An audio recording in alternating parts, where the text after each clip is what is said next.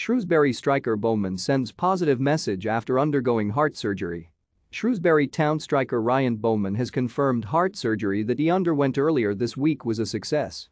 The 30-year-old striker had previously been rushed to hospital with heart palpitations. He suffered the episode last October during a League One game away at Ipswich Town. Doctors at Portman Road had to shock his heart back into a beat. In the days after, it was revealed the Ipswich incident wasn't the first time Bowman had experienced a heart issue, although the previous occasion was far less serious.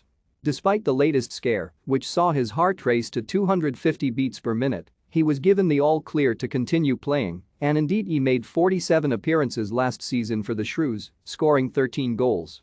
But Bowman underwent an operation this week and later tweeted a picture from a hospital bed, saying the procedure was a success. A host of well wishes have since come his way, not only from Shrewsbury fans, but supporters across the football spectrum. It is unclear whether Bowman will be ready in time to return to pre-season training for Steve Cotterill's side later this month. The League One season begins on the weekend of July 30 and 31. Speaking after the worrying episode in that game against Ipswich last year, Cotterill said, "Ryan's okay, thankfully, he's had tests earlier in the week. We don't want to say it's a freak because he has had an episode of that before, but now he's got medication. He had his heart shocked back into beat by the people at Ipswich, which was really good. I need to give a big shout to all the people at Ipswich, they were first class during the incident.